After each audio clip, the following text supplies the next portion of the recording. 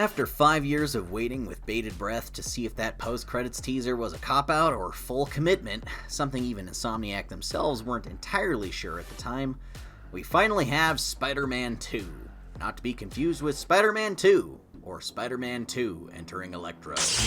We finally made it to the first Spider-Man game where you can play as both Spideys in a GTA 5-esque switching mechanic. The first Spidey game since 2005 where you can play as Venom and visit Queens, New York. And the first Spidey game to get the color of the costume right.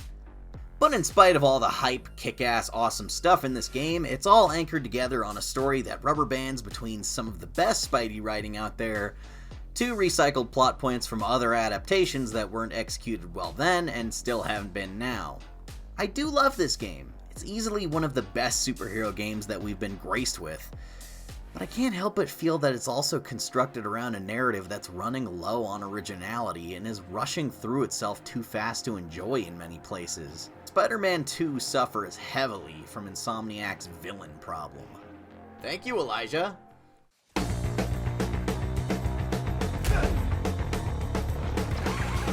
Let's get gameplay out of the way first. I have to give props for the new additions to Traversal like the swing assist feature and the web wings. First thing I did was turn the swing assist down to 0 and never look back. It finally has that feeling of momentum following through from a big swing. It's not as automated and it takes real skill. How easily you showed up Fortnite of all things. Good work! It's actually easy to screw it up and faceplant. Plus they added optional fall damage so you have incentive to get better so you don't take damage from slamming into a tree at 90 miles an hour. Does Spider-Man need fall damage despite his superhuman durability and endurance? 60 years of "oh no, I'm out of web fluid" close calls says yes. Because this game takes full advantage of the PS5's hardware, there's no loading time or draw distance. The entire game map is all loaded in at once no matter where you are on it. So you can do this ridiculously instantaneous fast travel or swing as fast as you want because there's no worry about outpacing the cold out areas of the map. Remember the limitations of the hardware in Web of Shadows where you could swing so fast that New York wasn't ready to load by the end of your arc? That doesn't happen here. And not to mention, this is the biggest map in a Spider-Man game ever. You can go to Queens for the first time since Ultimate Spider-Man, with Brooklyn down there too. That's why you can get thrown 40 blocks across the island in the middle of a fight scene and then pull yourself straight back to combat without a single popping texture. Pulling out the web wings and clearing such huge distances, even over the water, is just Insomniac showing off how much they nailed it, and they've earned that. Fly, Fettis, fly! There's a mechanic to catapult yourself long distances like that thing he does in the movies all the time. You can also hitch a ride on wind tunnels to get extra momentum that leads into more powerful swings. I enjoy the new mechanic to take sharp turns around corners without stopping or slowing down, and the boost and air dash help you to maintain speed. Even the new cornering mechanic is whiplash quick. You can just fly through the city now. It's so awesome. They also brought back Miles' air trick mechanic from his solo game, and it helps you replenish your ability to do the boosts and dashes. So they incentivize the player to do stylish and showy moves to gain more speed.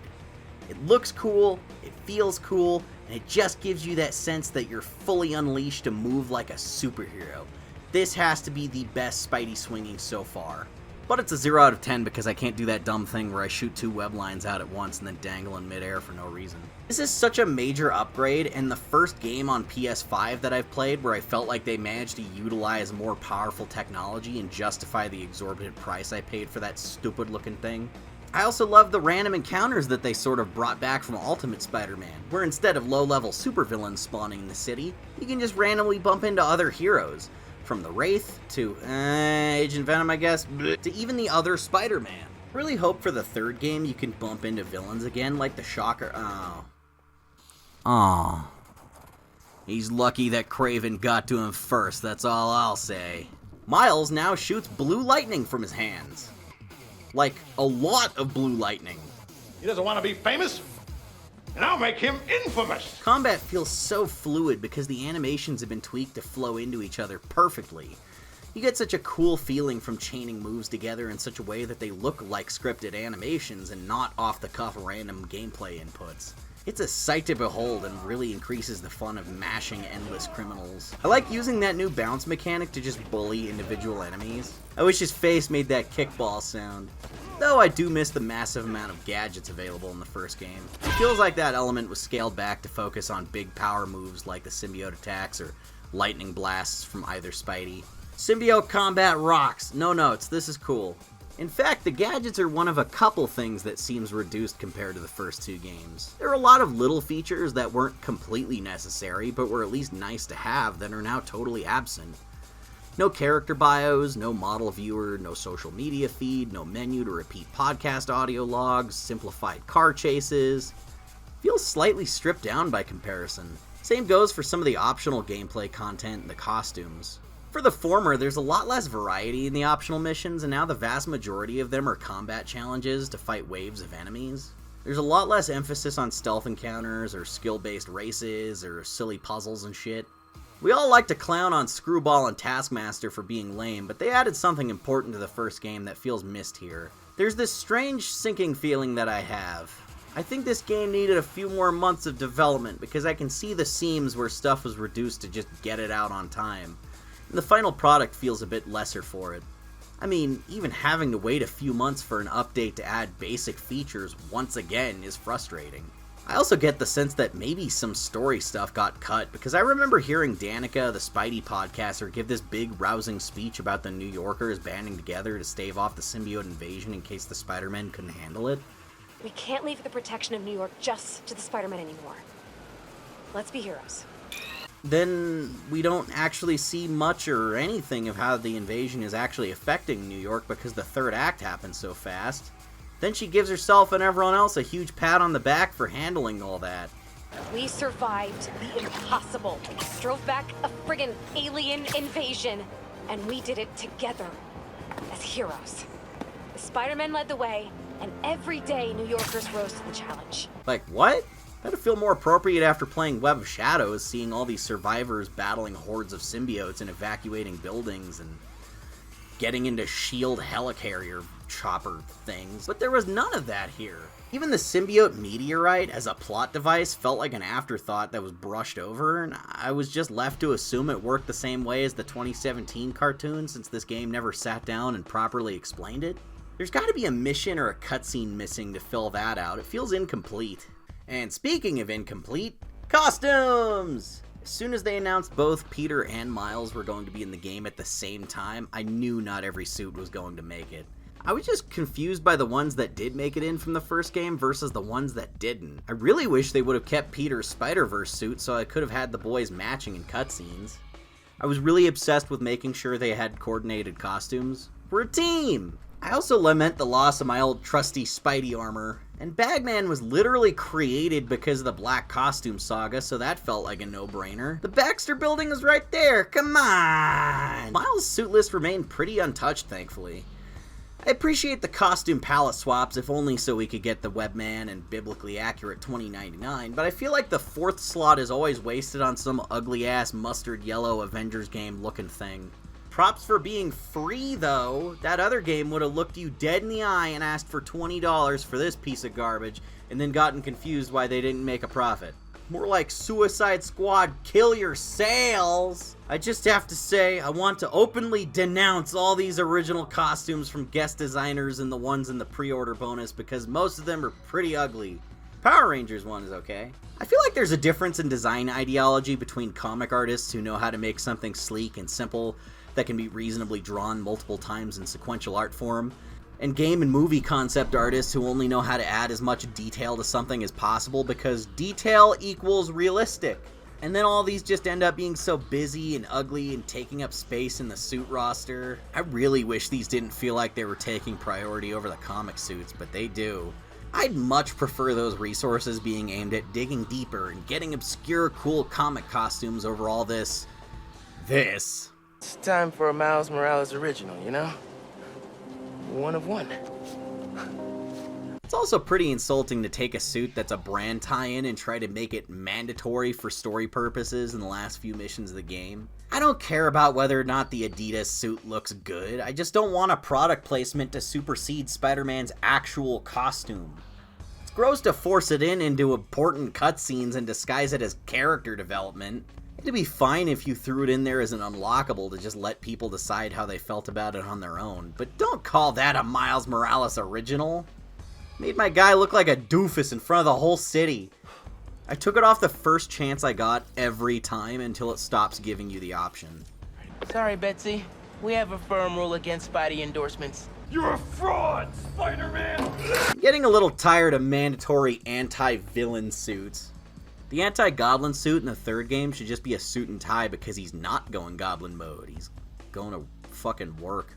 However, the original costumes that are a fusion of a Spidey suit and one of his villains or allies, like Wraith, Mysterio, Wolverine, Black Panther, and Nick Fury, are pretty cool, and I'd happily take more of those in the next game over whatever the hell this is. Hey, it's Insomniac, if you're listening. The next thing to add to suit rosters is proper credits and sources like the Guardians game. And, put Cates and Stegman in the credits too. You only used all of their symbiote iconography and lore. Cates was just in a damn car accident. Cut him a check. He could use some help. I think of all the major AAA developers out there, Insomniac has to be one of the best at listening to constructive criticism, and if it's something with genuine merit, they'll try to implement it. The improvements to the traversal show that they were aware of what people wanted more of from a Spidey swinging system, and they worked on it. But also improvements like the Lois Lane stealth missions. What was initially derided as a drag on the first game was something they sought to improve on. She's an important character, and cutting her gameplay out would be the simplest but least satisfying solution. So they went back to the drawing board and decided to make it more of an action third-person shooter type deal, so playing as Lois Lane is just as fun and engaging as a Spidey mission. She takes very limited damage, so it still has that feeling of being weak compared to being a superhero, but I think it works to add some challenge too. You can play these sections stealthily, or just go loud if you're quick enough to not take damage. Plus, all three of these tend to be some of the most dramatically intense moments in the story. Thumbs up for that one. I just wish that this character in any way at all actually resembled Mary Jane Watson in looks or personality. You took a groundbreaking feminist character, the pants in the 60s wearing untamable, free-spirited, sex-positive player who dated the entire Coffee Bean gang while building up her acting career in schlocky movies and bad soap operas, and you made her one personality trait that she's a hotshot reporter that always gets the scoop. I don't even look at this character model and think Mary Jane. I think Avengers game Black Widow dressed as Amy Adams. Haha, same voice. I'm not asking for the bangs. I know it's obvious to do the bangs. Just go ahead and do some of the feathered 90s hair. Give this woman a cleft chin, I dare you. And if we're talking about improvements for Spider-Man 3, all I've got left is I'd like to see that web climbing mechanic make a return. And you really could try your hand at the web strike from Web of Shadows, since that was insanely fun and intricate, and adding that on top of everything else, you've got like the craziest Spidey combat ever. Again, you can kind of do it in this game, but it's just like, it's not the same. Look at that, it's not the same. Even if there was a lot of fat trimmed to make the release date, Spider-Man 2 has a really insane attention to detail that I gotta admire. I love all these little things, like both Spider-Men have different logos next to their subtitles to identify which one is talking. The city gets torn up in fights and then just stays that way and is progressively cleaned up for several days in-universe. The character models are so realistic, the environments have so many little Easter eggs and nice touches, and this game is graphically stunning. I also think they managed to add a few things that were planned for the original game but got cut before release, like certain lighting conditions, fight animations, and mechanics. While the bulk of the side missions tend to feel the same gameplay-wise, they do have a nice reward with the way they're written to make it feel like an achievement. I think while it's a shame that I can see where a lot of stuff got removed to keep this thing on a timely schedule, the final result from a gameplay perspective is still a triumph of Spidey games. They just get better every time they touch the gameplay, and I love all of the new things that have been added, but video games are also a storytelling device. And in that regard, well, the stuff in the open world is fantastic. I've been hearing a lot of people talk about Jonah and Danny lately, so I might as well throw my 2 cents in there since I'll never get the chance again. I really wish Jonah had more time in these games to be an actual character and appear in the plot. Use some stuff from the Zdarsky run, maybe, where he becomes Peter's friend and ally. These games push 30 hours, you've got time to throw it in there. But alas, his podcast is pretty much one-note jokes popping up in the open world to bitch about Peter and Miles and accuse them of the opposite of what they were actually doing. Meanwhile, Danica knows way too much for someone who isn't present for any of these events. Like she's omniscient somehow, because we live in the internet age. And Spider-Man trying on his friend's black suit? Literally, how do you know that? Y'all saw the same footage of Spider-Man I did, yeah? The way that new black suit moves, how vicious it is. Call me a worrywart if you want, but something ain't right. Footage from where? Who saw that without seeing Peter and Harry unmasked? I know everyone's got a cell phone camera these days, but this is stupid nonsense. I mean, I know there's a lot of excitement about SM's black is the new black look, and I mean, it is fire and all, but isn't it just a tad moody for our friendly neighborhood so-and-so? OG Spider-Man looks to be, finally, back to his senses, free of that black suit. It's weird how she keeps popping up to just explain the plot to you. These podcasts went from nice world building in the first two games to some of the worst written dialogue in this one by a long shot, where the story is just being explained in cliff notes as if, like, you're playing it but not paying attention. This is how Kens watch movies with Barbies, Danica. I swear to God, Mary Jane's podcast is going to be even worse somehow in the third game. This MJ has the screen presence and charisma of the associate manager at Hobby Lobby. Insomniac's Spidey writing is a mixed bag that ranges from to some of the best Spidey storytelling of the last decade, and this one's no exception. I think the narratives of the side missions fall into the latter category and ended up being far and away my favorite part of the game. Insomniac does street level or small scale stuff with such amazing finesse, and I love how they handle that side of Spider-Man mythos across all three games. If it's not part of the main storyline in this one, chances are I love it. The side missions range from epic storylines that feel right out of the comics, character building info dumps at the end of challenges to flesh out more of the Spidey Rogues gallery, or simple save the cat type stuff that broadens your connections with the people of New York. There's a really awesome mission chain following up on Yuri Watanabe becoming a lethal vigilante and butting heads with Peter about how to handle a guy like Cletus Cassidy, who has started his own doomsday cult of murderous arsonists as a front to steal a certain red baby symbiote for himself. They don't reveal that he's Cletus until, like, the final part of the mission, but he's wearing a Carnage print shirt, and it's like, he's a ginger guy. Who the fuck else was he gonna be? I noticed a piece of dialogue in my playthrough that I think shouldn't have been there, where they still call him Cletus, even though that, like, spoils the surprise. Alright, Cletus, what do you got?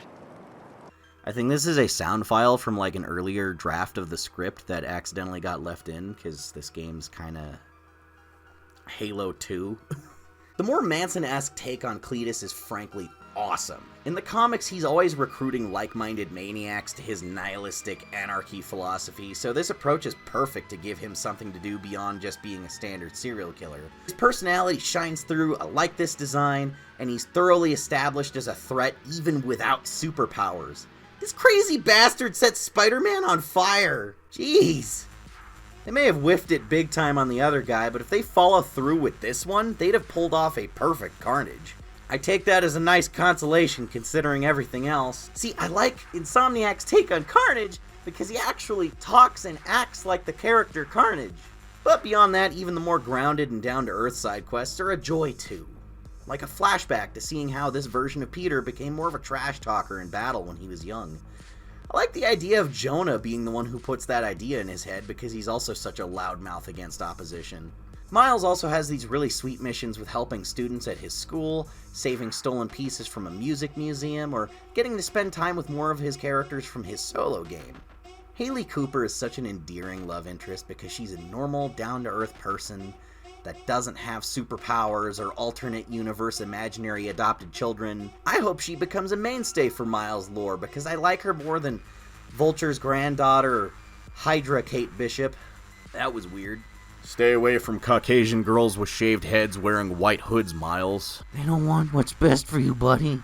Jefferson Davis was a hero. What the fuck? Thank God they decided to use Cindy Moon instead of Spider-Gwen. I'm so f***ing sick of Spider-Gwen. Yeah, no one else uses silk. Sure, that's cool. I respect that. Just retool her horribly embarrassing and convoluted backstory and you're good to go. Wouldn't be the first character they've had to do that for. Find Grandpa is one of the 2 most emotional side missions you encounter in this game. Spidey finds a woman in the park asking him to help find her grandfather who got lost out there with dementia. There's no combat, very minor puzzles. You find him and sit down with him and just have a chat with someone struggling near the end of their life with sickness and wanting to be with his wife again. The way he gives Spidey some extra perspective from the other side of a very long journey is very engrossing. It reminds him of what's most important to hold on to in his youth. Talking to him was very personally relatable for me because it reminded me of both of my grandfathers. My grandpa Vince also had Alzheimer's, and it was really hard seeing him losing his memory near the end before he passed away. But also, the character, Earl, looks just like my grandpa Wesley, who moved to the other side of the country in the last few years. We were close when I was young, and I don't see him as often as I'd like to now, so this made me just miss both of my grandpas so much, and just made me an emotional wreck. And I can't even speak about Howard. Just play that for yourself if you haven't already. Missions like these are great for keeping sight of why being a superhero matters. They responded to criticisms that Spidey in the first game felt like a cop, and now he's more of a fireman or a first responder. Someone who's actually a badass and puts their life on the line and deserves respect. I like that you can even carry injured civilians again. But now that I'm not 6 years old anymore, I just can't help but think about how you're ruining this guy's financial future. Spidey, stop! You're bankrupting these people! Take them to the hospital instead! And by these people, I mean this same wrinkly-faced guy wearing Timbs and headphones every single time. Do you have any idea the financial toll that 26 ambulance rides have on a person? The side stuff that isn't based around fighting enemy hordes is minimal, but still decently fun, like collecting these spider bots, doing Daily Bugle photo ops, or Miles looking through Prowler's old hideouts for upgrades. The Charlie Bot mission is an unfortunate casualty of the messy production of Across the Spider-Verse, so it culminates in a pants-shitting, exciting cameo from a character that was cut from the final movie that we don't recognize at all. At least we know this guy is definitely the one from the video game and not an adjacent universe 12 inches to the left. Boss fights have improved significantly by just adding a health bar and really going for it with the spectacle in these action sequences. That Uncharted-style chaotic destruction with the protagonist being flung around like a ragdoll is pretty fitting for Spidey fights on this scale. I said in the first game that I wanted more epic chase sequences, and this one really delivered with that lizard fight. This game also has one of the best traditional Black Cat chases so far by throwing in some Marvel Universe weird shit we've come to expect. Ho ho ho! Felicia's thinking with portals now. I'm very happy to see a Life Foundation symbiote appearance in 2023.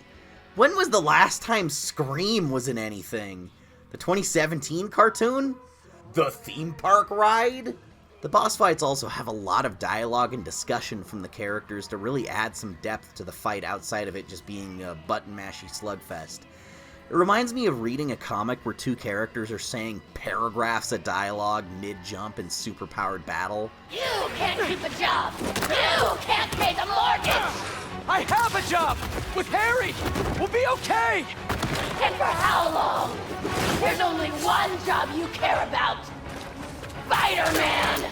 It's a nice touch that just gives us one more layer of intrigue into the fight. Though I wish this game had the stones to have Peter and MJ really discuss these personal issues without a space alien superhero battle being the catalyst. It's okay to just do some human character drama without explosions too. That's something the Guardians of the Galaxy game was really adept at. Just having slow moments for the game to breathe and the characters to talk. Even the first game felt like it made more time to have them talk about their relationship.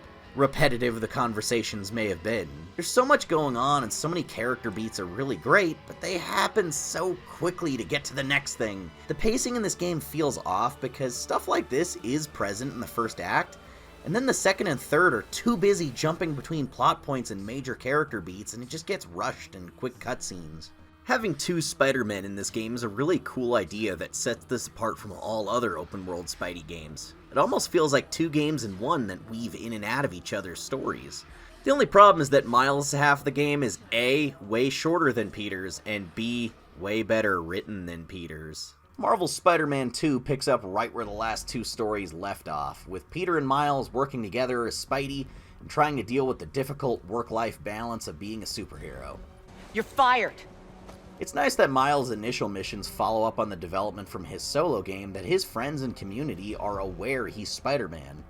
It's an open secret, and he's still struggling to live both lives anyway, even if he's doing a secret identity very differently from Peter. He's trying to interview for college scholarships while stealthily taking down a group of armed kidnappers. I really like how both Spider-Men hit a rough patch where Miles will drop everything with his personal life to help Peter in an emergency, but Peter won't give him the same courtesy. Peter's a bit selfish in this game and prioritizes his friendship and career ambitions with Harry over his responsibility to Miles as his mentor. It's a great setup, but I wish they did more with it and had a real confrontation about it. Instead, it gets lost in the shuffle of all that space alien shit. The city is occupied by Kraven the Hunter's gang of mercenaries and thugs that are helping him look for a worthy opponent to kill him in battle. They do a great job of building him up as a genuine threat, and as controversial as it may be, I don't mind him killing some of the smaller Spidey villains like Gargan and Perpetual Laughingstock Electro, because there's not much else you can do with them in this series. I mean, it's not like they're going to be main bad guys. But him potentially killing all of these other guys is way overboard. I do hope the rest of these villains who weren't directly confirmed to be dead are still around, because it'd be a shame to have all of these characters wiped out off screen just to service another character. Jeez, this possibly non-canon room looks like my office. Overall, though, this game's take on Kraven the Hunter was pretty great. I'm glad this came out just in time to save Kraven's reputation from being utterly obliterated in the public eye like a certain vampire. I remember you, Morgan Michaels. I know you're still out there. Spidey's struggle with wanting revenge on Mr. Negative is an interesting new touch native to this game's universe, and I do like the entire arc of him having to make amends with him for the greater good to save the other Spidey. It's kind of shocking how much better this version of Martin Lee is than the one in the comics. And hey, since all the puzzle pieces were literally right there, might as well take the opportunity to do some anti-Venom stuff. Mr. Negative sacrifices his powers to save Spider-Man and give Peter the tools he needs to defeat Venom, then pieces off into the sunset. A very nice closer for his arc across both of these games. It's a fun idea, and it was a clever way to keep the symbiote game mechanics involved without conflicting with the story. Ew, look at his disgusting goon suit. There's a really great through line with all the side villains about rehabilitation and putting Spidey's optimism to the test.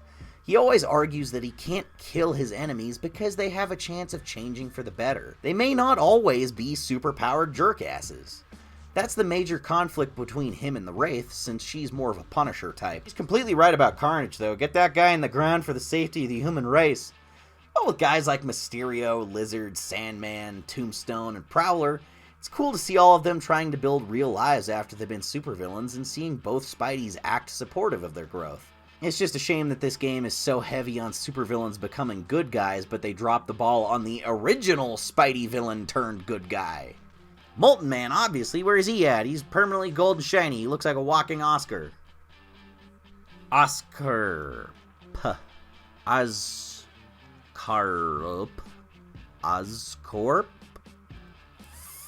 Fuck. The other biggest development at the start of this game is the return of the Prodigal Goblin when Harry Osborn is back in town after being absent for the previous games. His introduction is some of the best stuff in the first half of the main story, and I really enjoy how much of this is done through actual gameplay instead of cutscenes.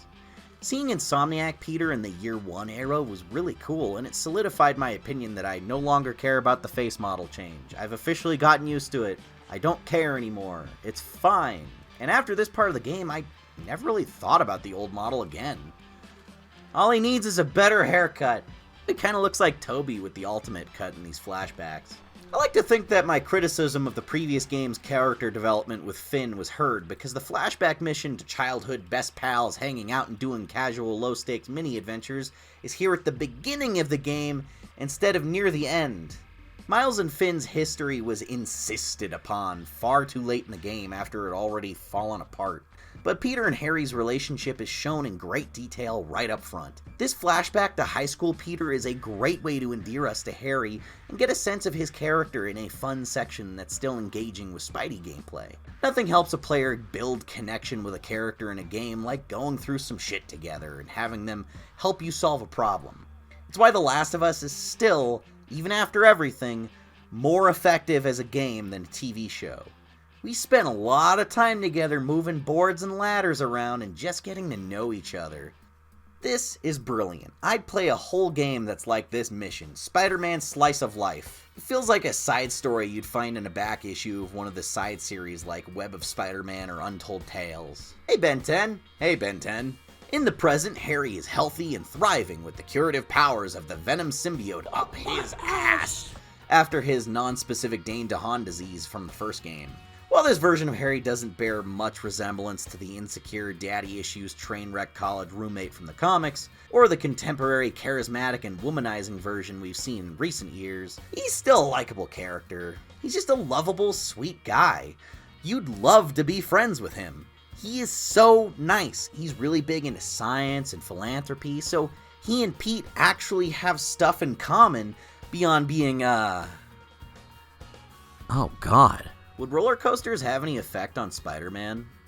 This is a guy who was basically skydiving for 5 hours a day every day of his life. I kind of feel like it'd lose its luster for him when he's always going way faster and way higher to just like get to work and stuff. I get why Peter loves Harry so much, and this is a really strongly written friendship. They're not worried about making them both overly masculine dude bros with a case of the not gays.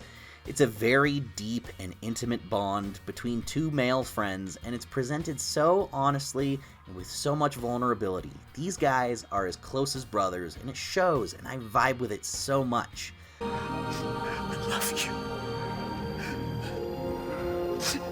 I love their relationship in this. In fact, they're such good friends that I have a hard time buying the entire central conflict that they'd ever be against each other at all. I think these two can talk through anything, and for the first half of the game they do. There's such open lines of communication and such deep trust. Harry accidentally learns Peter is Spider-Man once the symbiote makes itself known, and there's no predictable forced argument for drama.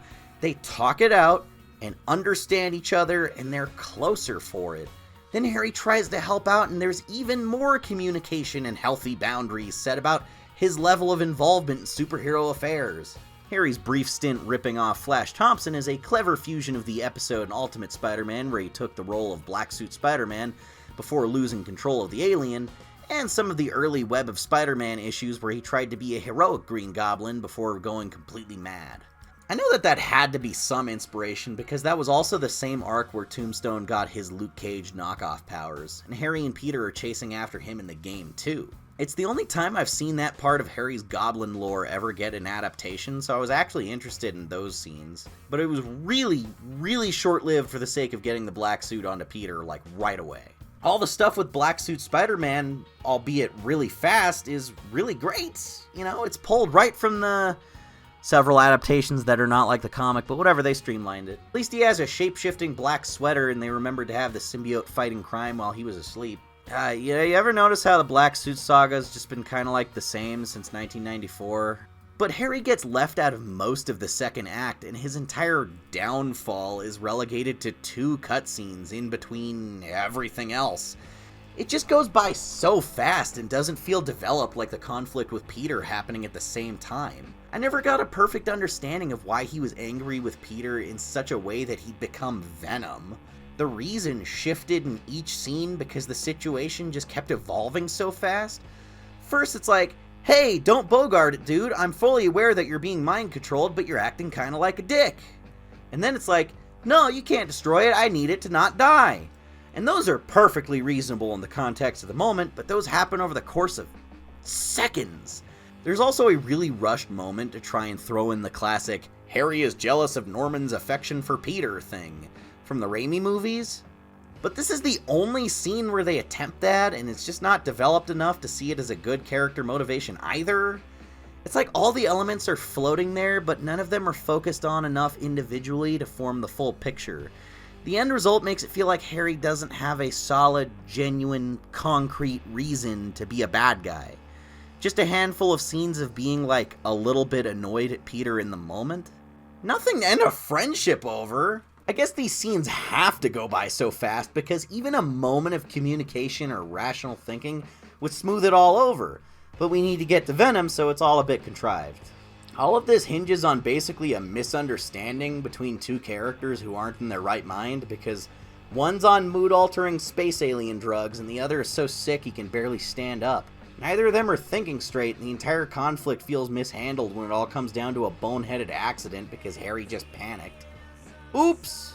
And up until now, they've been on the same page about literally everything. It feels so out of left field. There's no build-up, no decay. They're the best buddies ever, then they disagree for 0.5 seconds, and without really talking about it, the whole city explodes into black tendrils and nostalgia-baiting Gen Z. Best friends, best friends, best friends!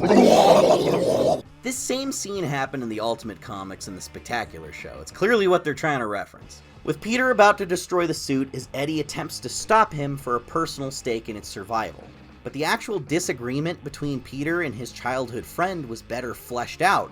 So in both cases, Eddie's very deliberate choice to become Venom feels way more earned. He did this not for a desperate bid for survival, but because he's feeling betrayed and angry, and we know very unequivocally why his entire friendship with Peter has collapsed at that moment. Both because he doesn't know about the mind-altering effects of the suit clouding Peter's morals, and because Peter genuinely has betrayed their friendship in a major way that wasn't affected by the suit at all before that. We spend more time getting to this boiling point between them, so it feels more interesting to see that choice made by a character that's taken a drastic turn after so many things have happened, rather than a quick act of knee-jerk clumsiness by someone whose judgment is impaired. Oopsie! If you wanted to be a really nitpicky asshole, you could point out that it's really convenient that the whole third act happens because Spider-Man, of all characters, was unable to dodge something incredibly easy to dodge.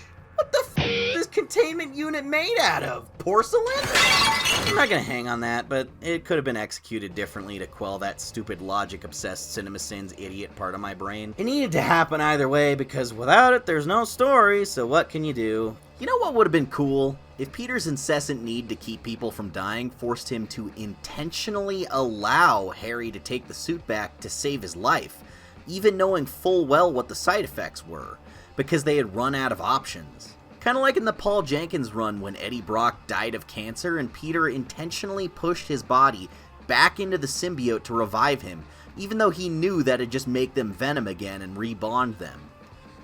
Then Peter could spend the third act of the game feeling guilty about that instead of just being rude in a situation where he couldn't control the words coming out of his mouth. I was such a jerk to Harry when I had that suit. I need to find him. Apologize. You know, like, oh man, I've created a monster and all the deaths he caused are on me, instead of just, I was a jerk. But yeah, I guess after that slapstick oopsie, Harry decides to make that same choice to take the suit, even though it doesn't have the same impact at all, and, well, and now he's Venom! You excited? Look, there's Venom. He's Venom, just like Bruce Banner's dad is Absorbing Man. It sucks. So the way it works in this game is that with both Peter and Harry, the symbiote tries to give them a twisted version of their desires. I need this suit. It makes me a better Spider-Man. All I wanted was to save everyone. MJ, May. Peter wants to be a better Spider-Man so he doesn't have a repeat of May's death, and Harry wants to use his newfound health and power to make the world a better place to honor his late mom. The symbiote uses this shared feeling of the loss of a mother figure and drive to do good in both of them as a way to control them, to turn them into villainous versions of themselves. So once again, a dear friend of Spider-Man has been corrupted to the dark side. This all works on a thematic level for what little it does dive into how the symbiote thinks, but it doesn't stop this from feeling really similar.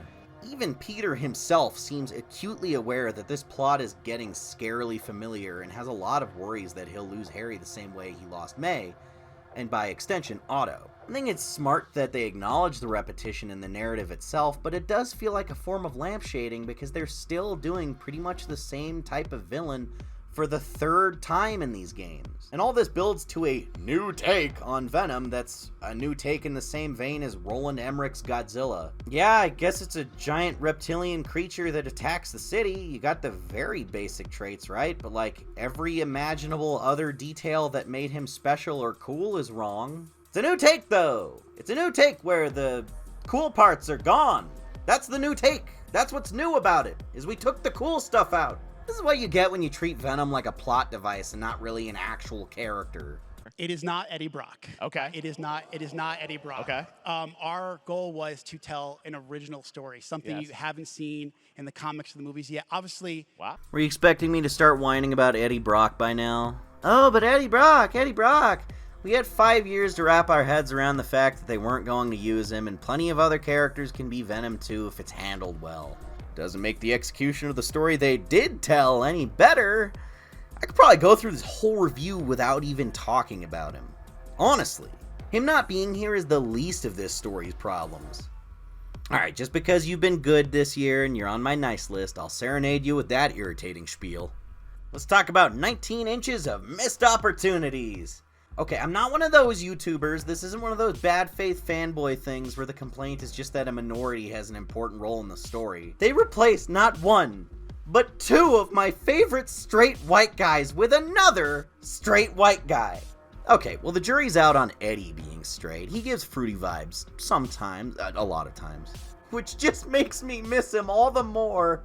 I was so on the money about this in 2020, I may as well just play the same clip again since my opinion hasn't changed. I'm noticing a concerning pattern with Insomniac's villains. They seem to be doing that thing from Bendis' Ultimate Spider-Man in the Raimi movies, where every major antagonist has a personal connection in history with Spidey before becoming the main bad guy.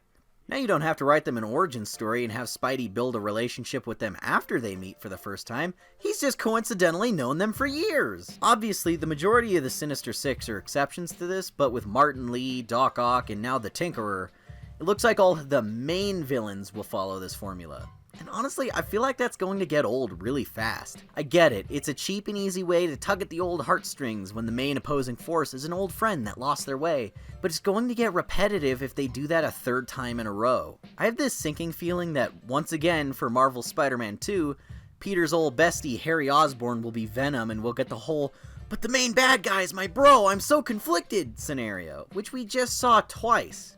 Try something else, please. Not every villain needs a deep personal connection to the hero. They can just be a bad guy who mirrors our hero by having an opposing ideology and an interesting backstory or motivation. Thanos wasn't Tony Stark's roommate from college who became jealous of his success. Wilson Fisk isn't Matt Murdock's childhood best friend that went down a dark path. Keep in mind, a bit of this is also coming from the fact that I'm a huge Eddie Brock fan, and I don't want them to forget about him because I want to see how they'd handle that character. But at this point, I'm just waiting for the moment in a future game where Peter is a boss fight for Miles. Either because he's wearing the black suit or because he's got Ockbrain. Oh no, my former mentor and best bud, oh no! Meanwhile, Genki becomes the new Hobgoblin and frames Ned Leeds as revenge for confusing casual fans. Wow! I nailed that one so far in advance.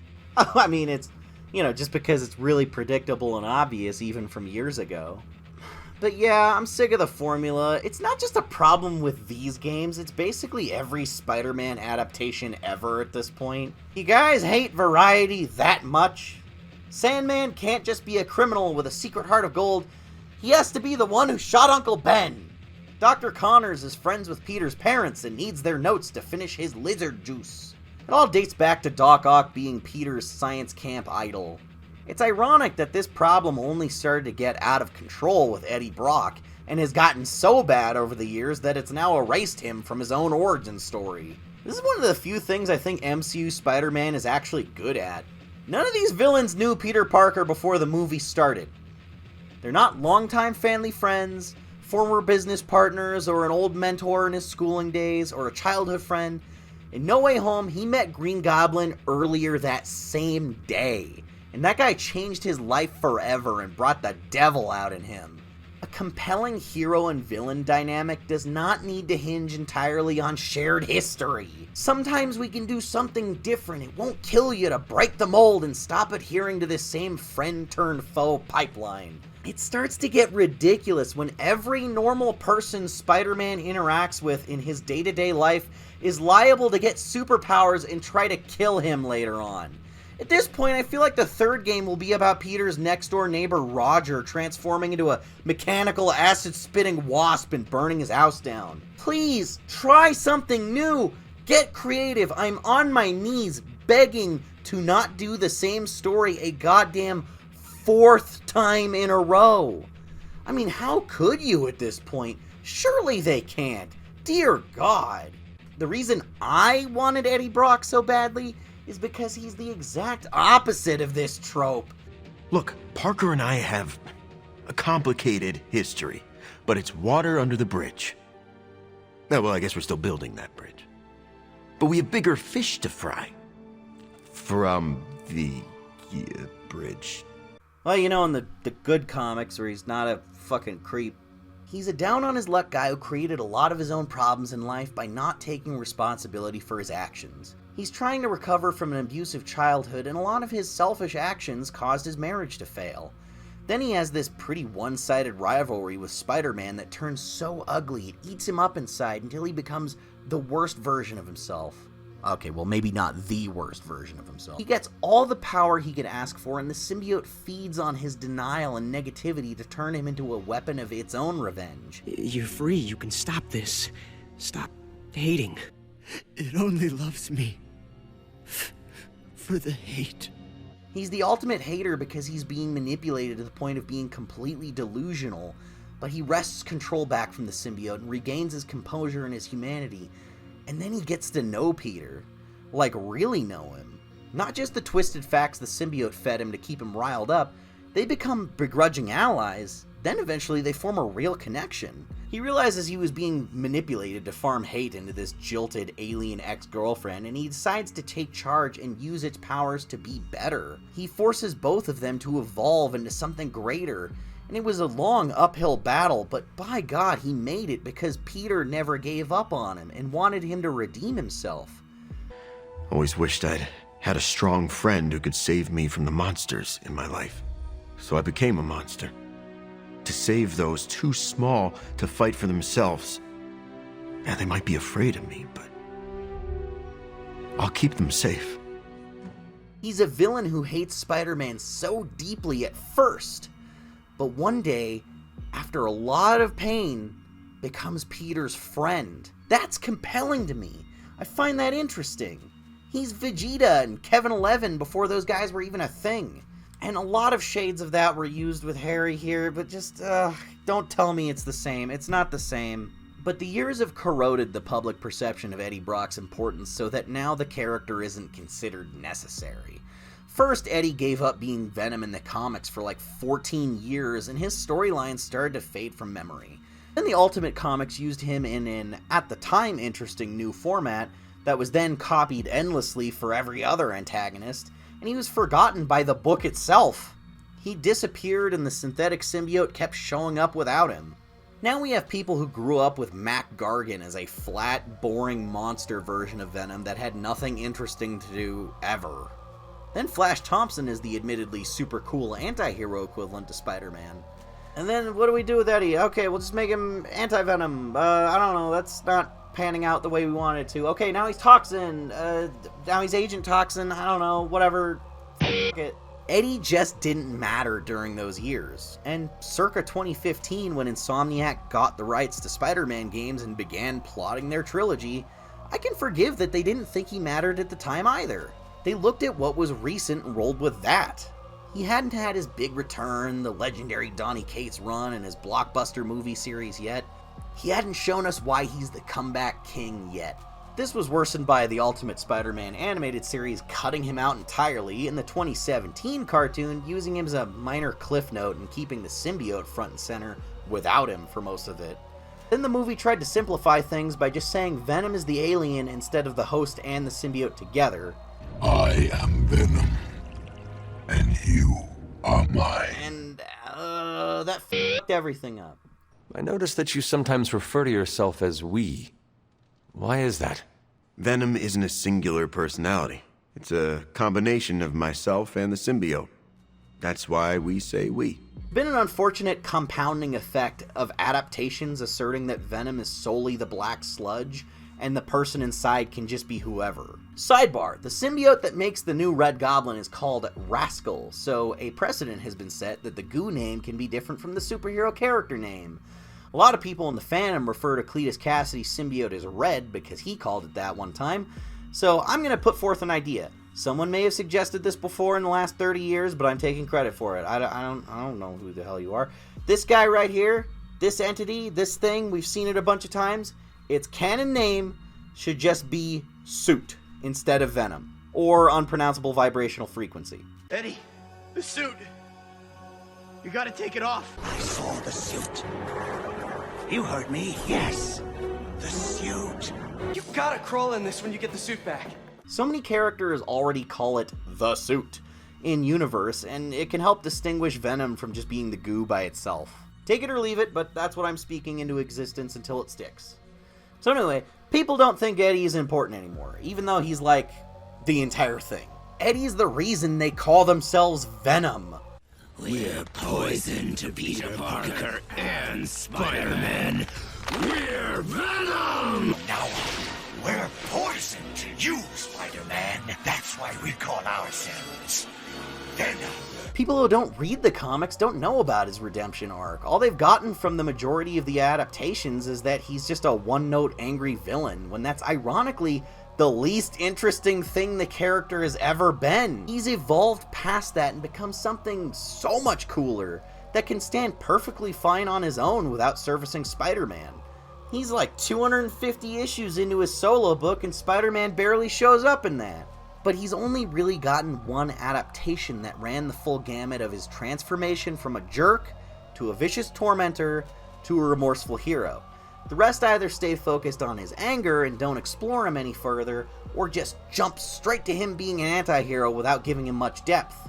The Venom movies captured the zany personality and off-the-wall tone of classic Venom comics well, but Eddie himself is the weakest part of those because they don't dig too deep into that darkness or psychology of him. It's not like we're drowning in comic-accurate adaptations of this character, so it's fair to say I'm disappointed that yet another one dropped the ball by not even attempting the hard parts once again. Works for me. Shake on it. Oh, wait a sec. Put her there, partner. I'm there, partner. I really wanted to see how Insomniac would write that character, but that wasn't the story they were interested in telling, and I don't even think it was the one that they were planning to in the first place. They took the easiest way out, stuck with their formula, did something predictable, and that's a bummer. We love Venom for a reason. Yeah. All those things you love about the character are going to be there. It's reductive and silly to get mad at anyone for being dissatisfied with how Venom is handled here. I know he's a big, cool, scary monster that has tendrils and eats people's heads, whatever. Yeah, like, he's fun to play as, and he looks like Venom, but all the aspects of the character that I like aren't here. He has no personality. He doesn't act like Venom. He says, like, one line of dialogue in the whole game that sounds like something Venom would say. Thanks for coming, Pete. If you can't imagine your Venom chanting Surf the Web or delivering this speech... Eyes, lungs, pancreas. So many snacks, so little time. Then you just didn't do Venom. If you watch my videos, you know I appreciate comic accuracy when it's done well, but that's not the be-all, end-all. Sometimes I even advocate that changing the source material's weaker aspects can benefit an adaptation greatly. You can change events, add characters, cut characters, rearrange plot points, or combine multiple storylines together. Plot isn't the only thing that matters, it's just a structure of events that can be rebuilt. You don't need to introduce the suit during Secret Wars, or have the Fantastic Four analyze the suit, or have Peter get nabbed by a passing member of a gang called the Vulturians, or any of that crap. Change that as much as necessary, streamline it, please, go ahead. Doing the Black Costume Saga with the other Spider-Man present in itself is a really awesome change, and I love that aspect of this game's story a lot. That was cool stuff.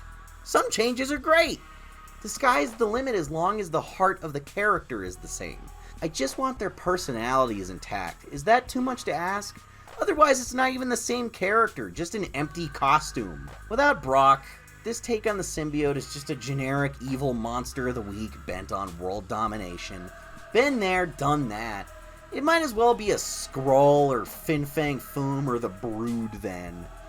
Venom's not about being a conquering big bad restoring the symbiote race. He's not Zod. While I like the character way more as an ally to Peter Parker, even his supervillain game was more complex than just doing another alien invasion plot. He's a stalker that feeds on Peter's paranoia.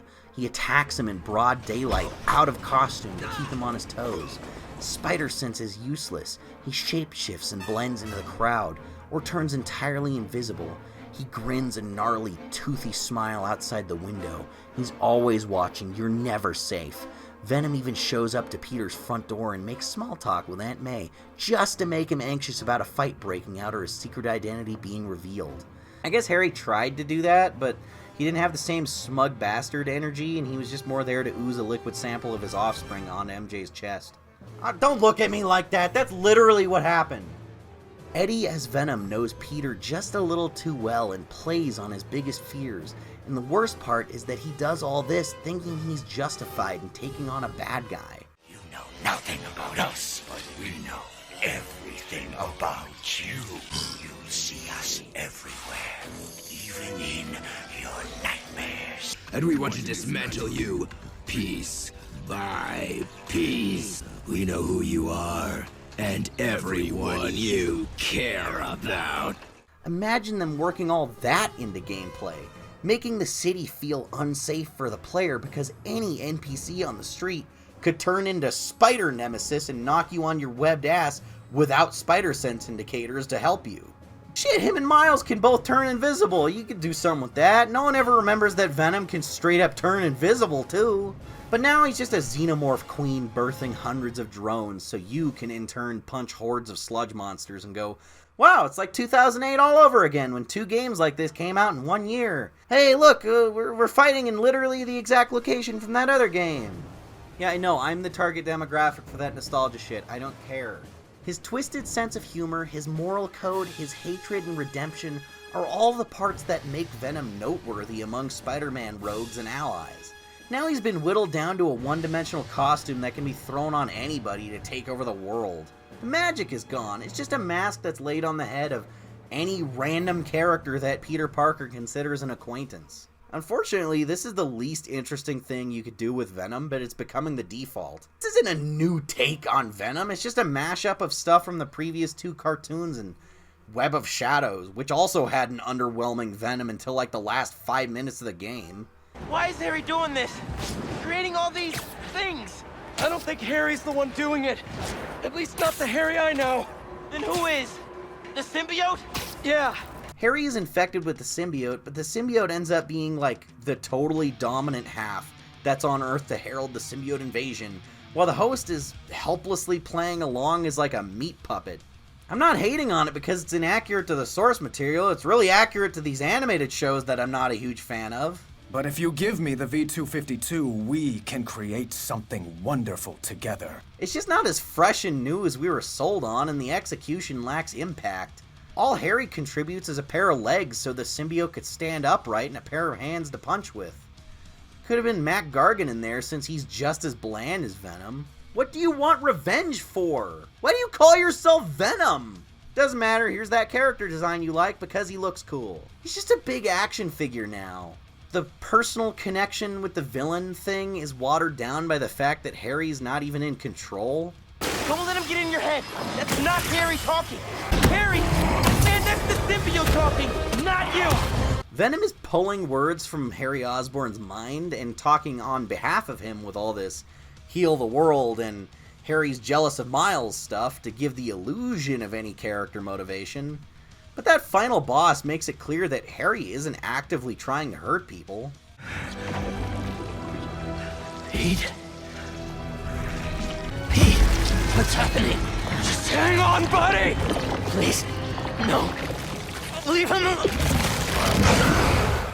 Plus, we played as Peter with the suit. We know how it works. He's also got the Candyman voice in his head telling him to kill everything. Kill. Craven. Kill. He's just a victim along for the ride like the myriad of hosts in the 2017 cartoon. Wrong. This is the real me. And the scene with him acting evil earlier was the same angsty, brain-addled mind control that Peter was under and MJ was immediately after. I'm in complete control! Pete! What's happening to me? This game's very explicit that the things you do under the symbiote's influence are out of your control. It does all this evil stuff for you and makes it seem like your idea even if you'd never actually do any of those things. So, at his core, Harry doesn't want any of this, just like MJ didn't actually want to shatter Peter's tailbone. It's out of his control, and that makes for a weak villain. He's an inactive antagonist being steered around by a boring generic monster with no personality that says boring generic monster dialogue like, "Join us." Join us. So I just have like nothing to latch onto. This is a lame villain. Otto and Finn both at least were completely of sound mind and aware of their actions when they broke Spider-Man's heart, and it was developed across a much longer span of time in Otto's case. So none of this really hits as hard as the previous two games. They did the same thing 3 times in a row, and this is the weakest, laziest version of it. Not that anyone cares, but the suit being behind the invasion is completely out of character for it too. It tries to stop things like this from happening. They did King in Black, but made Venom the bad guy instead of Null. As much as I love Donny Cates' Venom run, Null isn't exactly a deep character. It's like they read arguably the greatest Venom story of all time and decided to ignore the actual story and characters and just use the aesthetics alone because it was recognizable. I'm not impressed by the spirals and dragon wings if it has no real substance and is just purely visual fan service. This is the most surface level and uninteresting Venom adaptation thus far. Oh, but I want Venom to be dark and mean and threatening to the whole world. He should be a menacing villain that's serious and brings the symbiote invasion. You want the movie version of Riot. You're thinking of Riot. These games need to stop having Venom act like Carlton Drake's Riot. How easily you were outdone by Midnight Suns, of all things? You're welcome. Cute couple. I mean, alright, I like Harry Osborn as a character. I just vastly prefer the version of him that's a recovering addict, having to live up to his father's massive expectations or battle his demons knowing that he's the son of a crazed supervillain. Harry is the best Green Goblin in the comics, even outshining Norman. That's gotten exactly one decent adaptation. The movies botched it twice, but for some reason the Dane DeHaan version was their go-to in these games for like his backstory and fall from grace. You're a fraud, Spider-Man!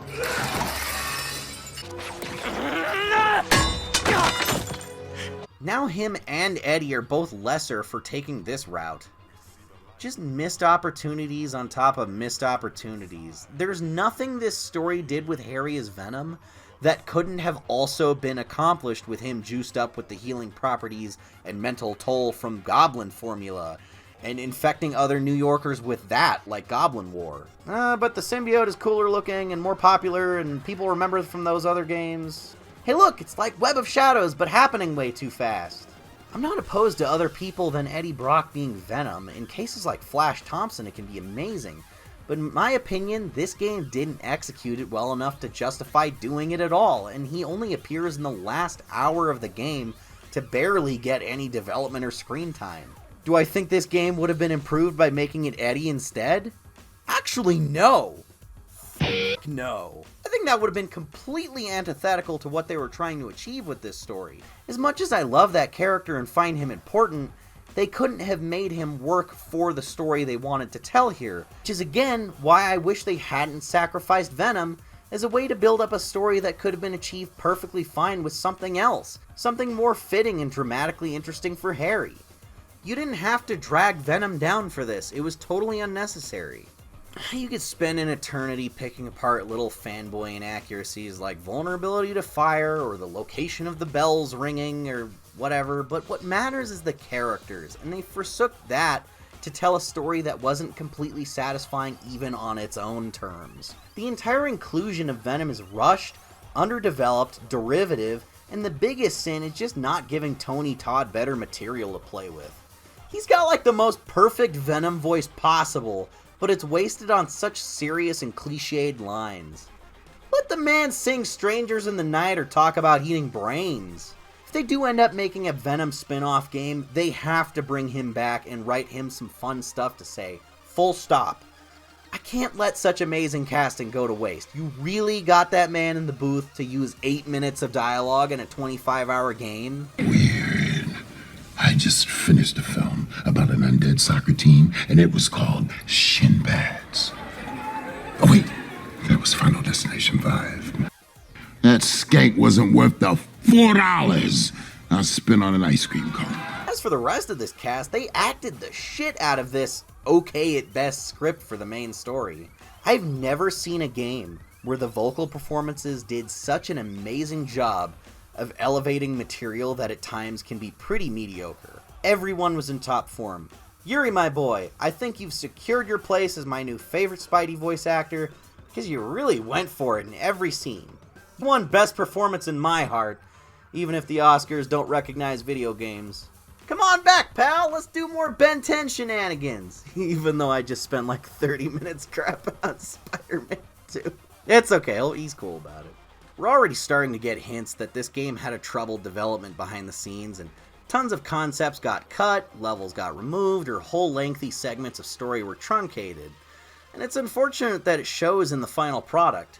If I had to guess, it could be that Sony forced Insomniac to tie it off and put it out so they'd have a major release this year. Part of me wishes that this game got delayed for another year or more so they had more time to implement all their ideas without having to crunch.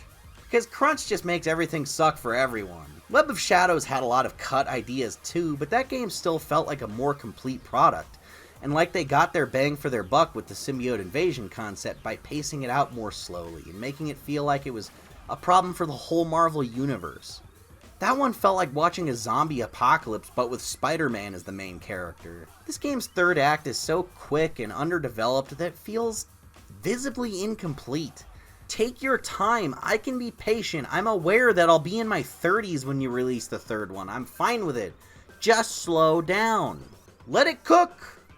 Because I'm decent at predicting things, here's all the side villains I think will be in the third game. Come back in 5 years and let me know if I was right. With Peter taking a semi-hiatus from superhero work, as he often does in the comics, I think it'd be nice to take a break before Spider-Man 3 and do Spider-Man Miles Morales 2, because he was a bit of an afterthought in this story compared to Peter. While it is like the best part of the main story, his arc with Mr. Negative wraps up a good long while before the game ends, and he doesn't have much else to do outside of chasing that one thread or just reacting to whatever Peter's half of the story has caused.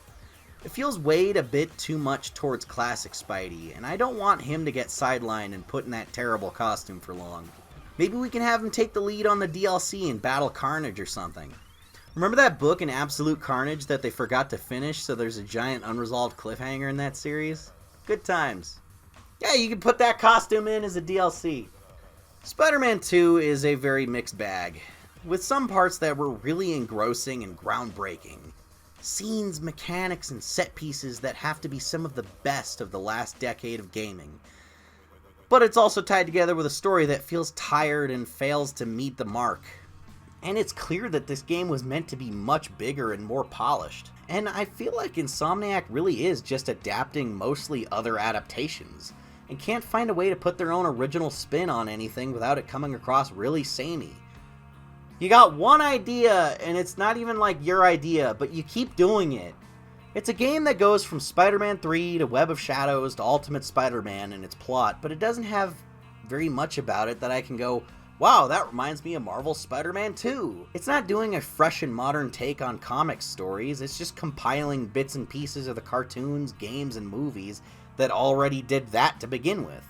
So you get this unfortunate effect of it all feeling like second-hand ideas. I've seen all of these concepts reused, recycled, reimagined, and repackaged so many times like a game of telephone that ironically just doing something from the original books would now actually be more unique and refreshing.